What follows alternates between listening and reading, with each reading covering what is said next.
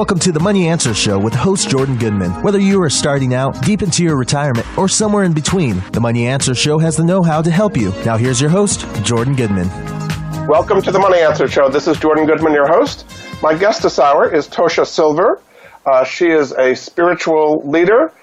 She is the author of several books, one called Outrageous Openness and Change Me Prayers. She also has written a new book called It's Not Your Money, How to Live Fully from Divine Abundance. And her website we're going to find out more about is at toshasilver.com. Welcome to the Money Answer Show, Tosha. Thank you so much, Jordan. I'm happy to be here. Just give us a little bit about your background. You've been doing this for a long time, but just give us a brief history of your background leading into writing of this book. Well, I've been teaching. I was laughing when you were calling me a spiritual leader. I don't know that I would reference myself that way, but I'd say I'm an author and a teacher that has been very interested for probably the last 20 years in what I would call pragmatic spirituality, how to really take these ideas of letting go and surrender and peace of mind and how to actually live them so they're not just concepts, and how to also apply them to very sticky topics like, say, money, as opposed to, again, just thinking, oh, that would be a nice idea to not have to worry about this topic quite in the same way.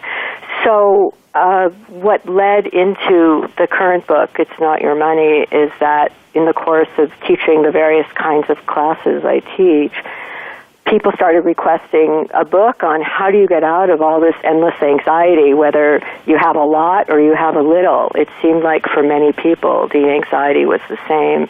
So I taught a course called It's Not Your Money, and it seemed to be a real game changer for the thousands of people that ended up taking it, and lots of very dramatic shifts happened for them, and eventually it became a book. Excellent. So we're going to go into detail about all the things you talk about in the book, but as a summary, kind of what's the single most important thing you want people to remember coming out of this whole experience? That regardless of your current financial situation, whether you're wishing for a lot more than you currently have, or whether you're content with what you have, or whether you feel frustrated all the time that you never have enough, there is a radically opening way to view all this that lets the burden of money itself, the idea of, it's mine and how do I get more and how do I keep it and all of that, it shifts the paradigm so that people can relax into opening and receiving and allowing what is meant for them to come, as opposed to only chasing and carrying the burden in that way. So you personally do not worry about money yourself anymore? I didn't say that. I know that was on your list of questions. I would say I rarely do.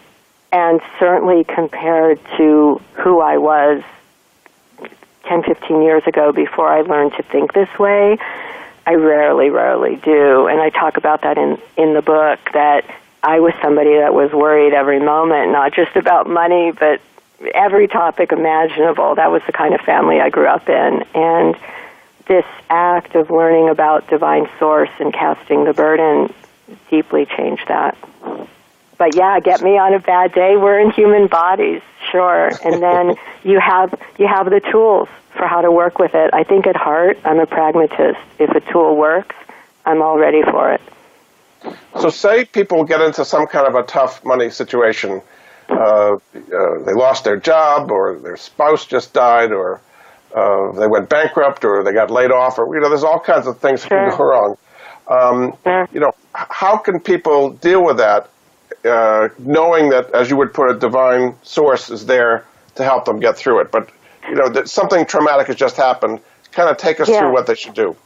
Yes. So the first thing is, maybe I could take a moment and explain what divine source actually is, because otherwise it just sounds like I'm using some jargon.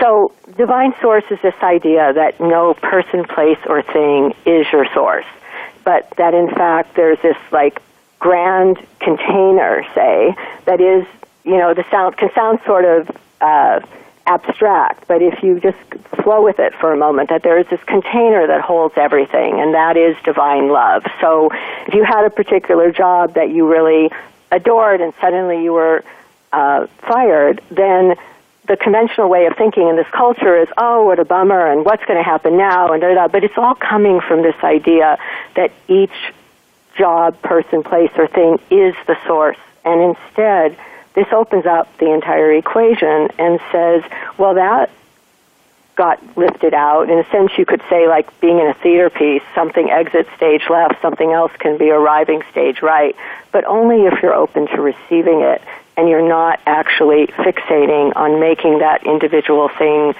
your source. And then the other piece that's connected to that is being open to receive, because often what happens is that the person is so lost in being either angry because of the loss or, of course, grief-stricken or whatever happens, that it's very hard to make the shift to actually be open to why something else may be on the way to come.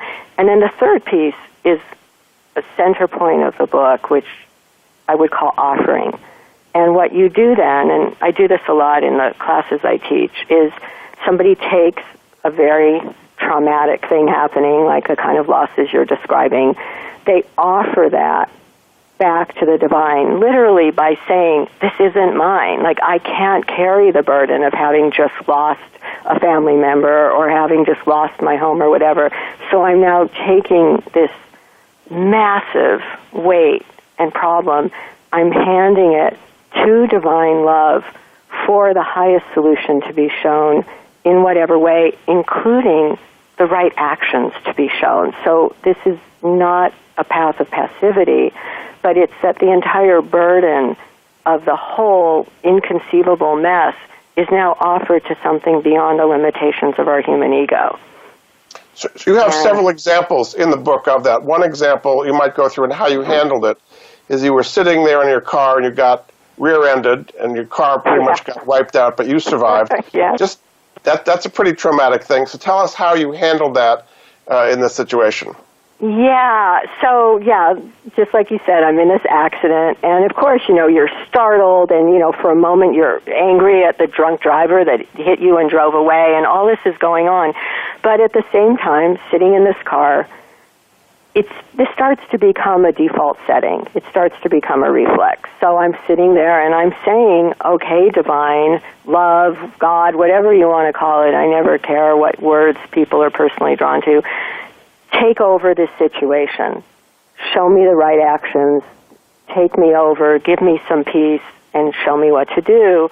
And what began to happen just out of that very simple prayer sitting in this car crash was one synchronistic alignment after another. I got into my insurance, but I got some guy who just seemed to relish helping me, and he made everything happen very, very quickly and easily, and, it was just, everyone listening has probably had that experience when you're in the flow. You're just in it. You're not fighting what's going on, so what wants to come can actually come and assist you.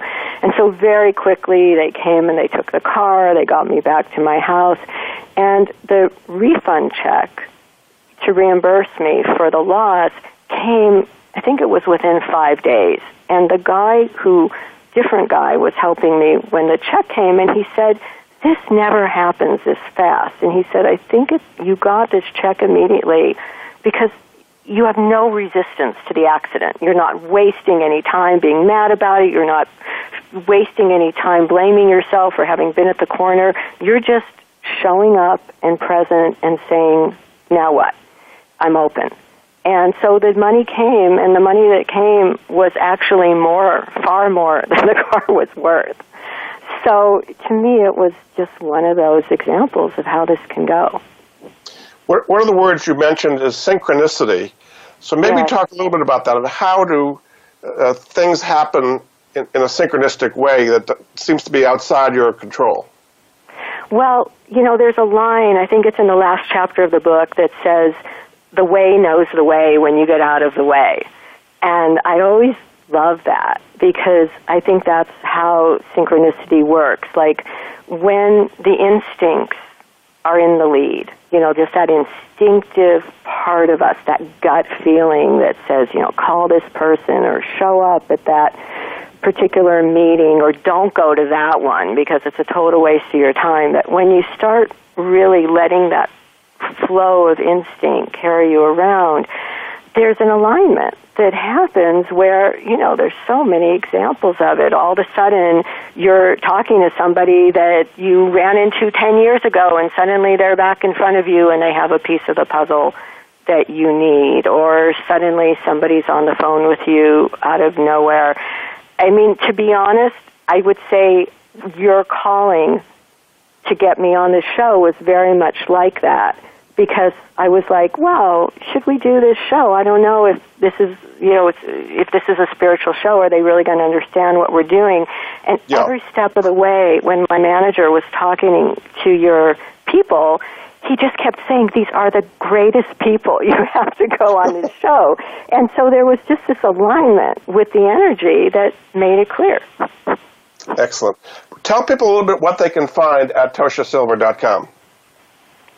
Well, there's the 4 books that I've written, and then there's also there's a community called Living Outrageous Openness. It's an online community with people from all over the world who gather together. I do weekly calls, and they help each other learn to live this way, because it's really takes I would say it's like going to a spiritual gym in a way. You learn how to build up the muscles of faith and trust and openness and receiving.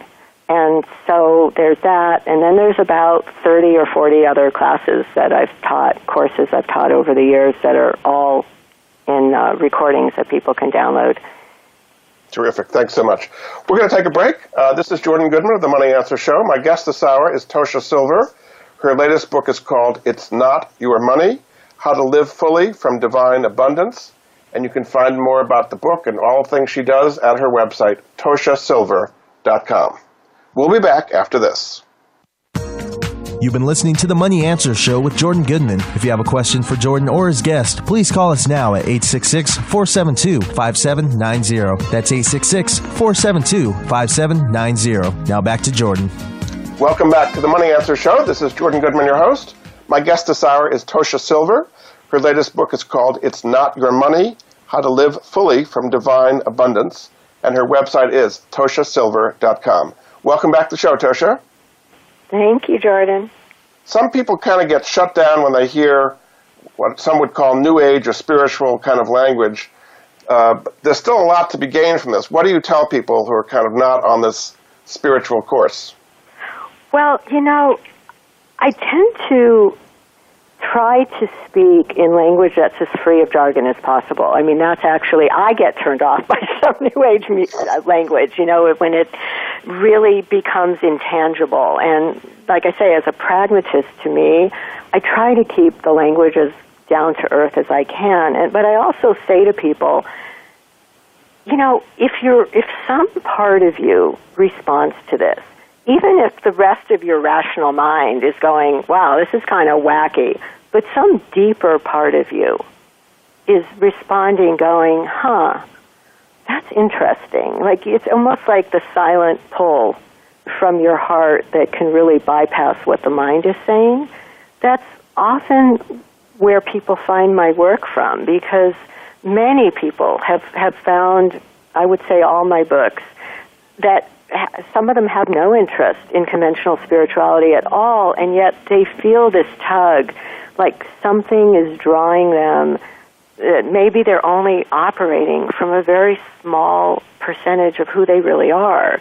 And really what this work is all about is the deeper, truer part of your nature taking over, because that to me is what genuine spirituality is. So, I just say to people, if some part of this even pings a tiny bit of curiosity, then just try it out like an experiment and see if it works. What do you have to lose? In the end, if it doesn't change anything, you can go back to anything that was making you miserable before, and it'll just be waiting.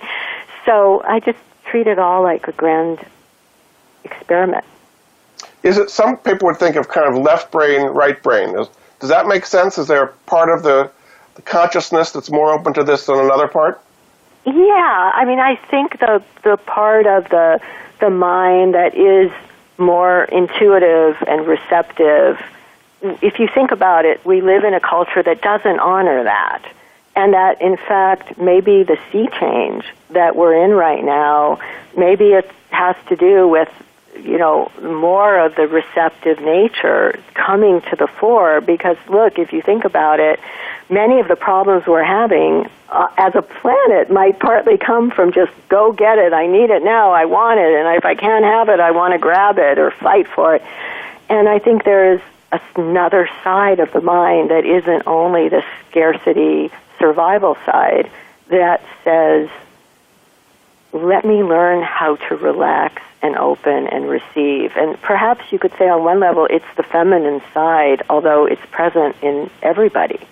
To me, everybody has the masculine and the feminine both, but we're in a culture that disregards that opening.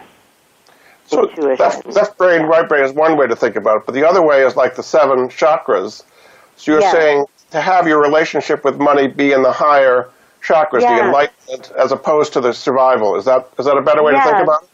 I think that's a good way to think about it too, although there's a part of the book that's really interesting because it has to do with taking those lower centers, like the 2nd chakra and the power center, and how I think even those centers can be offered to the divine, where you say, look, I'm in a physical body, I do have worries, I do have fears, take over these lower centers that are so grasping and nervous.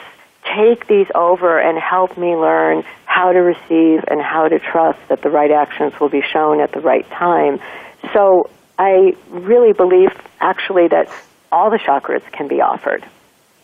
Even though I'd agree with you, this tends to center it in opening to higher wisdom. Yeah. So when people think about money, mostly, as you say, they think about grasping and possessing and getting more of it and so on. What is a healthier way to think about money, if not just what you can receive from it? Well, I think of it as energy. Like, I think, when somebody says, some people say, money is the root of all evil, the Bible says, and, it's bad. And I think it's not. Money is just energy.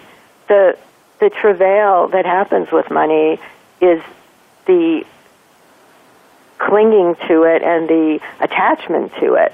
So in a way, that's exactly what the book is addressing. Like, I like to say that the purpose of the book isn't to run out and try to get more abundance. It's to learn how to be abundance, which is quite different. And that it goes back to divine source, that when, and I could say this, since the book first came out last winter, the number of letters, hundreds and hundreds of letters from people saying, I'm actually in the midst of a financial crisis right now, and yet I have a sense of the deepest calm that every action I need to take in the midst of this, including being open to receive a miracle, is already being shown, and they can feel in their bodies. It's not just an idea that sounds good. They're writing me these things, and then they write me later, a month later, and they're like, I suddenly got a refund check for thousands of dollars from an attorney who said he overcharged me, or I got an inheritance from somebody I didn't even know. Like, these things were coming out of nowhere because the person was suddenly in the consciousness to receive, and also felt worthy to receive, because that's a large part of the book, is that the beliefs can change about money, but if the person doesn't feel fundamentally worthy to receive, or they think that's selfish, or they think that's bad in some way, then that can also block the flow. So I think it plays out differently for different people, but it's just that willingness to open the door and say, I'm ready to allow myself to be used as a source of abundance on the planet. And what I also like about that is it's not only about acquisition then, it's also about you receive and you're also giving straight back out, because I think that's how that natural flow works. Yeah, you're saying that there are opportunities out there for good things to happen to you, but kind of people block them out of fear or skepticism, and they're not therefore open to receive, so they don't get what the universe could supply. Is that basically what you're saying? Absolutely. 100%. And I think that one of the ways that it gets blocked is also through resentment and anger. Not that there's anything wrong with those emotions. I should put that caveat out first, that we're in human bodies and all kinds of emotions go through, and that just makes sense. We're not robots. But, like an example that's in the book is that there was this woman who had, a common story, terrible custody battle, terrible divorce, and she didn't get the agreement, the financial agreement that she wanted. And so she had spent, at the point that she took the course, she was enraged every single day that she wasn't getting the amount of money she thought she deserved. And no matter what she tried to do legally, she couldn't get it to change. So she's in the course, and we did a bunch of work with clearing the chakras, and the book is filled with prayers and all these different steps that you take. She did all the steps.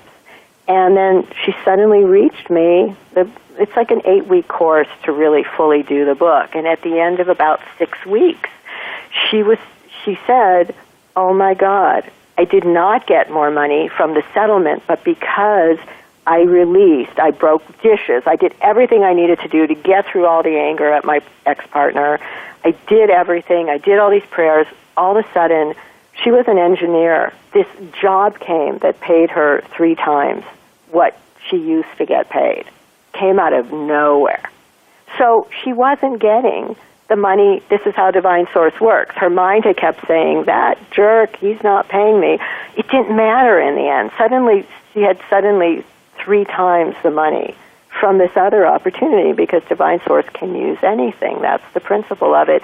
And then, ironically, I found out later, after the book had even come out, that once she'd let go of all of her fury at the ex, he then showed up to pay more anyway, despite the fact that she was making 3 times. Because energetically, you never know what is blocking the flow through all, the not logical resentment, anger, blah, blah, blah. Yeah.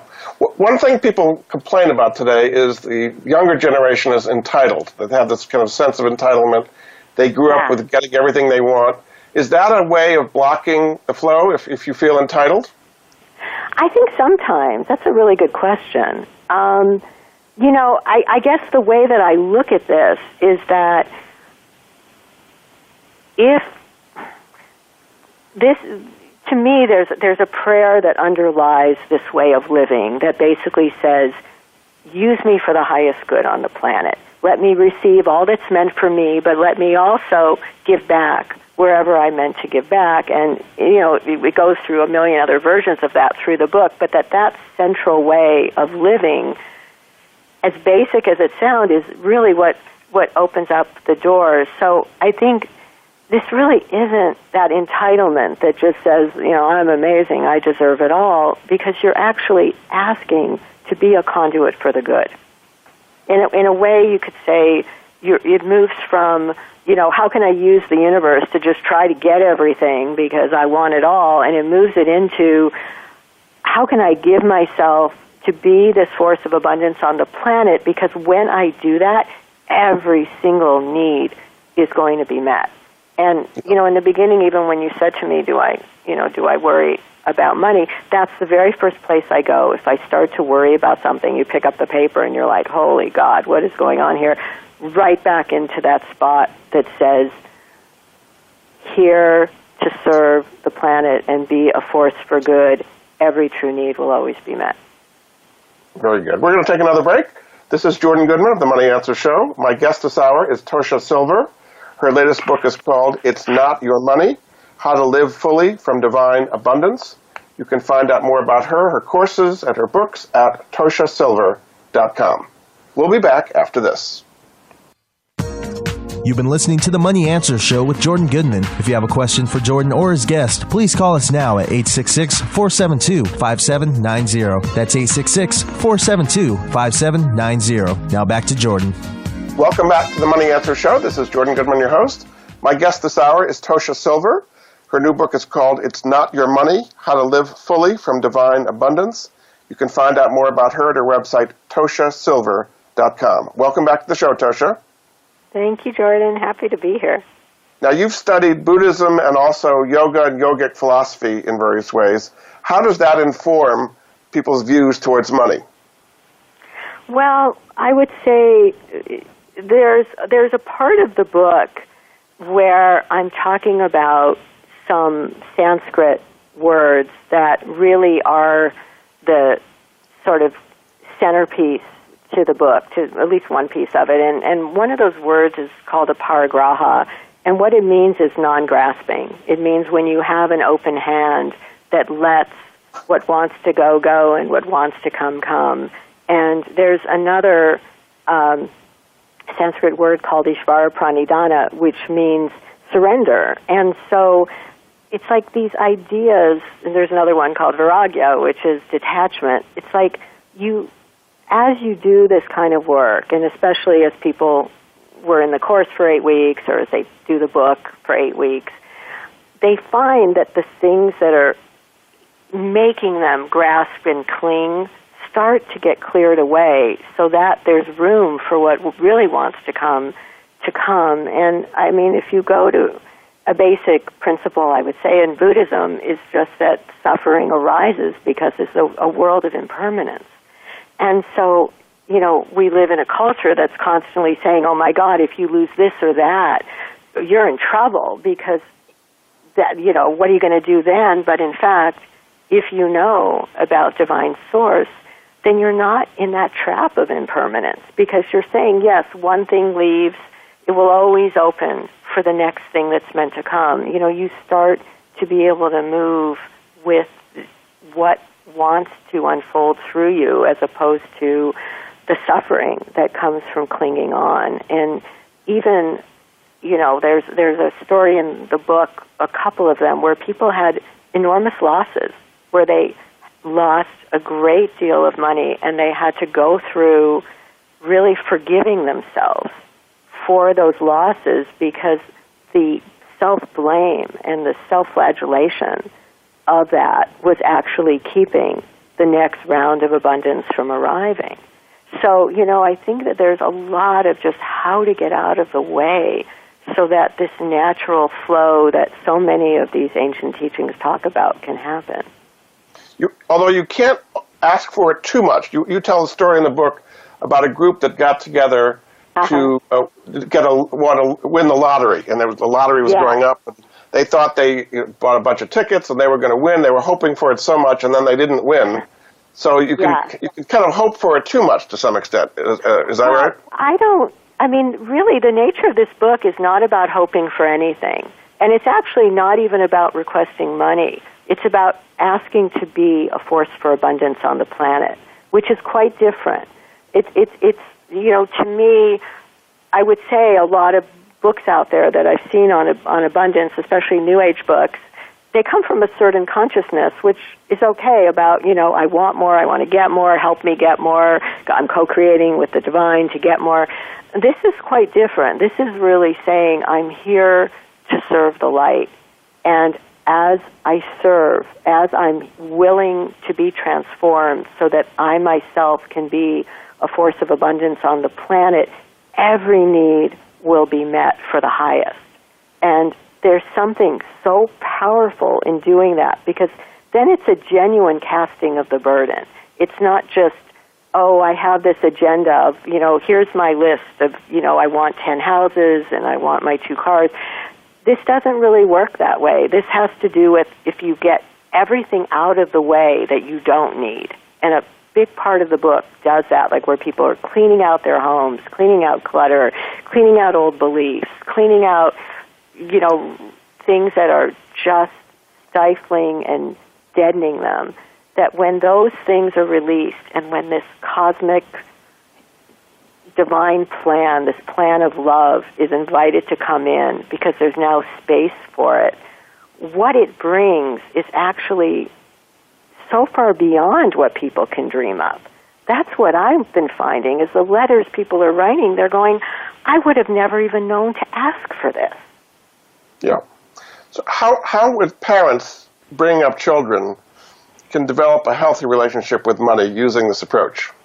Well, that's a really interesting question, because in the forum that I run, there's a number of people that are doing that, and what they're saying is that, you know, a lot of times very young kids understand this in an instinctive way. Like if you say to them, you need to kind of open your hands in order to receive and not just grab or keep things away from anger and fear. There's a instinctive way that kids often get that. And so there's a prayer that's in the book. It's called the Full Abundance Change Me Prayer. It's one of the centerpieces of it. And there are a bunch of people that they do this prayer with their kids every day. And the kids just gravitate to it because it's talking about your own worthiness to receive. It's talking about the ability that what needs to go can go, what needs to come can come. And so, you know, I wish I had known this stuff when I was 7. It would have made my life a lot easier. Yeah. You talk about the word currency, literally describing as like current or flow, that people deserve to be part of. So how do you kind of relate to that currency, different than, you know, currency that people have in their wallets? Well, I think it is related, though. Like, I do think the whole idea about money as a current is really interesting, you know? Like that yes, there's, you know, this moving with the flow, but money itself is a kind of flow that when you do this sort of work of learning how to get out of the way, release the emotional blocks that we're talking about, open in surprising ways, that when this happens, you start to notice that there's times that the current needs to go down, and you stop panicking when it goes down. You start going, it's okay, it's making room for what needs to come in next. You start to be able to move with it. You know, if you think about the nature of water, you can't really hoard water. You know, you can try, but things happen. So I've always liked the metaphor of how money is connected to water. Yeah. Including when somebody says, you know, they're in debt, they're underwater, right? It's like there's a lot of water metaphors.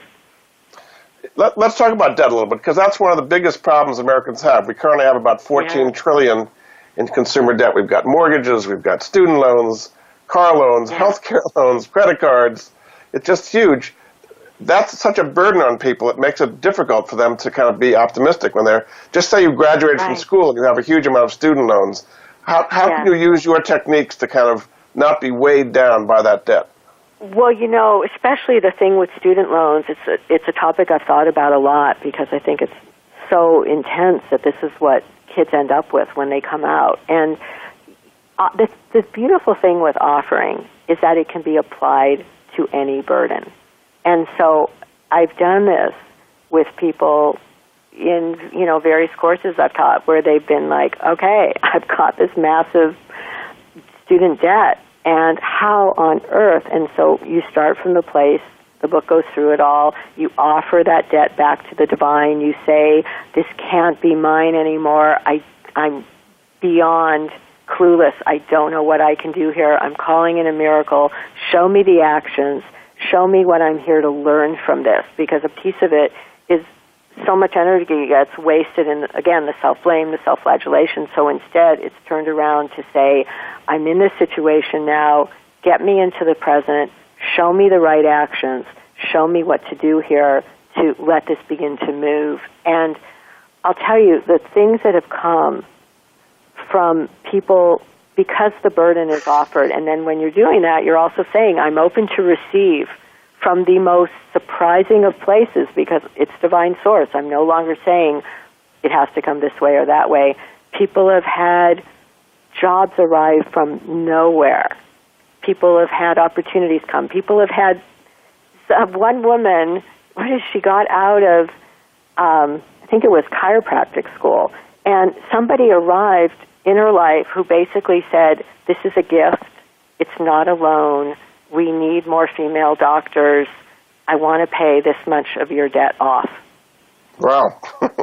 And she would have felt in the past, you know, because I know this person, guilty receiving that money, or how could I, or oh my God, but because she knew how to receive, and she knew that the person wasn't offering it with strength.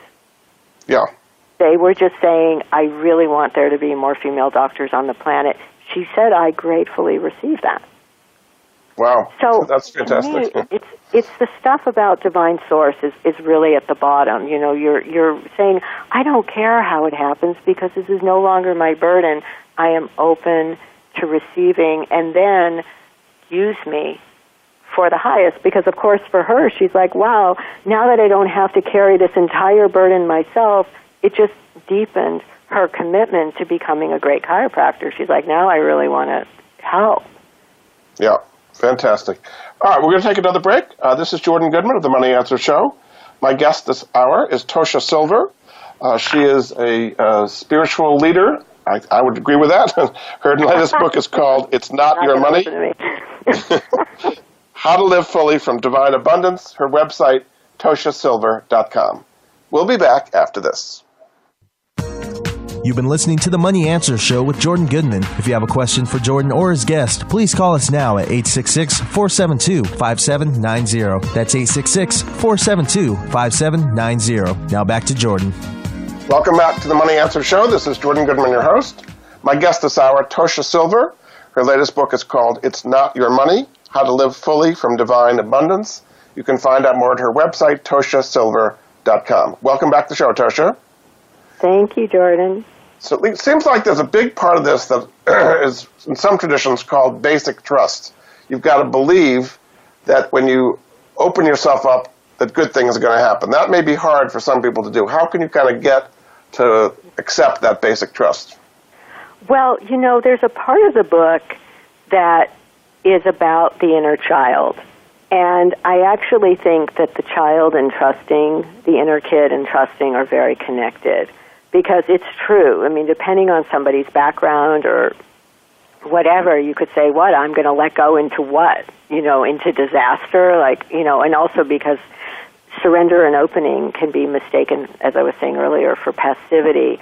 But I find that the section of the book that's really about becoming the loving caretaker for the kid inside who's terrified, and especially who's terrified financially, is incredibly helpful. I mean, that was work I really did myself to get out of the kind of catastrophic thinking that was really so deep in my own childhood. And so to start, in a way, what the book takes you through is how to your identity starts to become more based in being this adult, this kind of calm, centered adult who's now going to take care of the kid who's completely freaking out.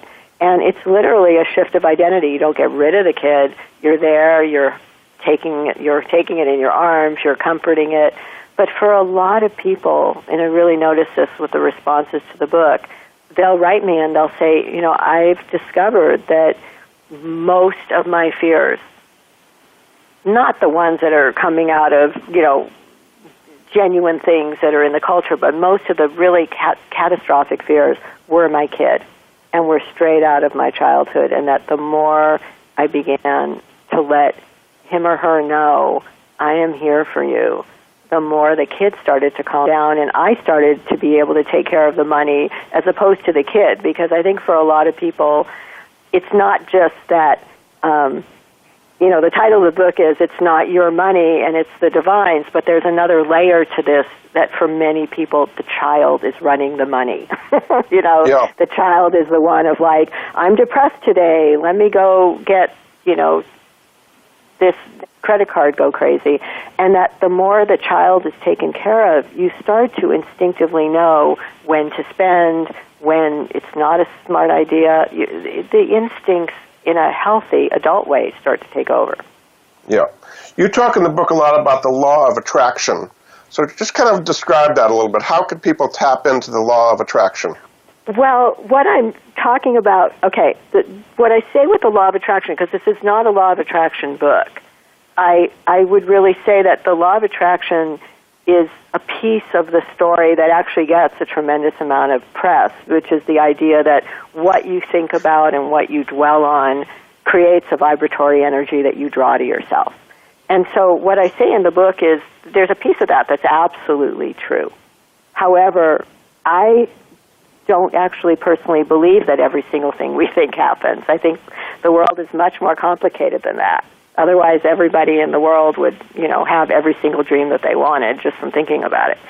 But what I find is that that's a piece of the story, and there's a part of the book that is focused on certain prayers and positive thoughts, like, for example, that if you catch yourself saying, I'm always broke, no matter what I do, it never works out, other people have it easier, that those thoughts, the book helps you shift very rapidly into a place of saying, all true needs are always met, everything is working out for the highest for me. So those are the parts that I would say are connected to the law of attraction. But it's not a manifesting book per se, because what it's really about is the divine plan taking over and that true nature that you're mentioning taking over. And so in that sense, I find I don't waste a lot of time telling the divine what it needs to bring next to me, because what I find is the more I release my agendas and I open to this divine flow, things come that, like we were saying earlier, could never imagine. And that also people have this thing that in Sanskrit is called prarabdha karma. It's their individual curriculum, their individual issues that the soul is here to learn, and that everybody has a different prarabdha karma. So let's say, when somebody says, well, my friend and I both did the same visualization and she became a millionaire and I didn't. Why didn't that happen? What did I do wrong? I always think, well, you may not need that million this life. This may not be a popular idea with your people, but I really see it as when you're resting in divine source, if you need that million or if you need 100 million, it will come. But if you don't need that, if you need just the understanding that everything you need is going to come together in the most amazing and fluid of ways, that could be what somebody's particular soul is learning. Yeah. Do you see what I mean? And that it's not really based in the exact amount in the bank account. Because, boy, when I used to do individual sessions with people years ago, I'm sure you know folks too, I had clients, some of them were richer than God, I used to call them, who worried about money every single moment. So that was where I really learned that the amount isn't what was going to control the peace of mind. It was the learning how to be in divine source. Yeah. So the path to wealth and the path to spirituality can be similar. What are some of the things that they have in common, such as habits, or what are some habits that will help people succeed in the way you're talking about and being open to source, both financially and spiritually? Well, I think that, to me, there's nothing that isn't spiritual. So, like that idea, again, of money, there's nothing about money that isn't inherently spiritual because it's energy. To me, the issue is what somebody chooses to do with it, whether they're attached, whether it's bringing them suffering and hardship because they're always trying to compete or get more or whatever is happening that's causing all the anxiety. But money itself, to me, is like the rain or anything. It's just what is. So what I find is that, I really mean this not just for myself, but for people that are in the forum or the various things that I run, the more they're learning how to live these principles through the prayers that we do, through open-handedness, through giving back, through cleaning out their spaces, cleaning out their minds, taking care of the inner child, focusing on gratitude, focusing on releasing resentments and releasing vindictiveness. That there's probably 15 different tools in the book. And also releasing the releasing that idea of, even with illnesses, where you can say, it's my arthritis, and then all of a sudden you learn how to say, it's the arthritis, and all of a sudden you open space for the right healer to come. The grasping blocks things. So I find that it works with wealth as well as anything else. doesn't mean that everybody's going to make the same amount of money from it, but people go into a state of acceptance and peace when they sincerely do this work that many people have just said to me, I'm astonished. I've never felt peace about this topic in my life. I grew up with my parents fighting at the dinner table about money from the time I was an infant. Yeah. We have about 2 minutes to go. Why don't you kind of sum up the difference it would make in people's lives if they follow your teachings as opposed to the way they normally live their life in as grasping? Well, I would say, look, I'm sure you have some people listening to this show that are perfectly happy. Like they're like, this is all, my life is great and I've got everything I need, and then I would just say, that's great. That's terrific. But I would say if you're one of those people, you know, you wake up at 2 and 3 in the morning and the mind is racing, how the hell am I going to sort out this and that? And the mind is involved on a rational, literal level, trying to figure things out. No matter how it goes round and round, it can't see a way out with some of the financial problems and other problems.